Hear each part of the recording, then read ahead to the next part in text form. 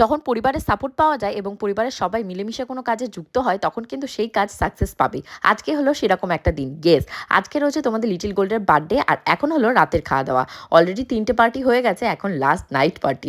এই যে খাওয়া দাওয়া সেটা নিয়েও কিন্তু অনেকে অনেক রকমের কথাবার্তা বলছে।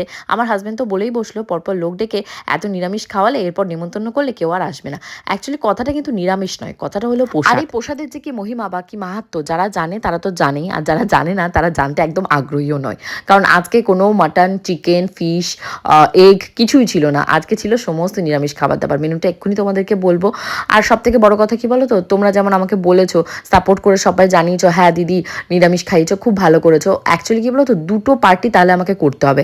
এক তো হবে মানে যেটা হবে নিরামিষের খাবার দাবার, যেদিন লিটিল গোল্ডের বার্থডে থাকবে এক্স্যাক্টলি সেদিন। আর পরে তাহলে পোস্টপন করে কোনো একটা দিন সবাইকে ডেকে আবার মাছ মাংস খাওয়া দাওয়া করতে হবে। আর এখন সিচুয়েশন এমন, আমার দুটো পার্টি অ্যারেঞ্জ করার মতন মানসিক শক্তি নেই, আর ফিজিক্যাল শক্তির কথা তো দূরেই দাও। কারণ আমি যদি এখন সবাইকে ডাকতে গেলে আমার শ্বশুরবাড়ি বাপের বাড়ি দুজনকেই ডাকতে হবে। লিটিল গোল্ডকে যদি যেদিনকে বার্থডে সেদিনকে খাওয়াতে গেলে, আবার পরবর্তীতে আবার বাপের বাড়ি শ্বশুরবাড়ির আনুষঙ্গিক যারা আত্মীয় স্বজন রয়েছে, রিলেটিভ রয়েছে, তাদেরকে ডাকতে হবে। এত সম্ভব নয়। আর তারপরে ব্যাক টু ব্যাক দুর্গা পুজো, কালী পুজো, লক্ষ্মী পুজো, ভাইফোঁটা, দিওয়ালি, বাপরে বাপ। তো লিটিল গোল্ডের জন্মদিনটা এমন একটা টাইমে সব কিছু মিলেমিশে কিন্তু খুব সেলিব্রেশন একটা মুডে সবাই থাকে। তাই আমি ভেবেছিলাম সবাইকে হয়তো নিরামিষ খালে সবাই খুশি হবে। এবার যাদেরকে আমি ডেকেছিলাম তাদের তো এক্সপ্রেশন দেখে মনেই হচ্ছিল সবাই খুব ভালো প্রসাদ পেয়েছে।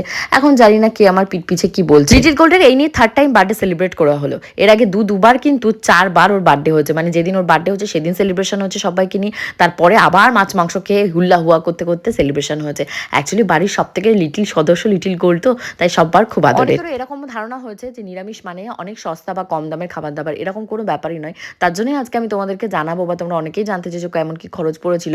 এরকম টোটাল অ্যারেঞ্জমেন্ট করতে 100 থেকে 150 জন লোকজনের প্রায় আমাদের 80,000 টাকা খরচ হয়েছে। কারণ আমিষের জিনিসপত্র কিন্তু সমস্ত অ্যাভেলেবেল থাকায়, মানে থালা বাসন সমস্ত কিছু, কিন্তু নিরামিষের জিনিসপত্রগুলো একটু রেঞ্জ বেশি থাকে। কারণ সবসময় তো সবাই এভাবে পিওর প্রসাদ খাওয়ায় না।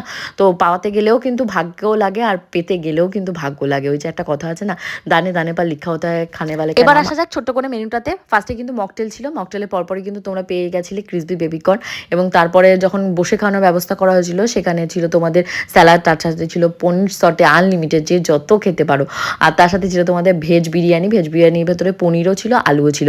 তার সাথে ছিল তোমাদের কচু মহারানি। এটা কিন্তু একদম নতুন আইটেম ছিল, কিন্তু ওই যে তোমাদেরকে বললাম বাসনপত্র এত শর্টেজ, মানে হয় না, মানে তুমি আমিষের এভেলেবেল কিন্তু নিরামিষের বাসন তুমি হুট করে ভগবানের প্রসাদ কিছুতে ঢালতে পারবে না, লাগাতে পারবে না, ছোঁয়াতে পারবে না, প্রচুর হুড়হ্যাঙ্গামা থাকে। তো অনেক অনেক কচুগুলোই কী হয়েছিল, ঘেটে গেছিলো, যেহেতু নরম ছিল। ওগুলো তো ট্রেতে রাখলে ভালো হতো, পুরো কাতলা মাছের পেটির মতন লম্বা লম্বা।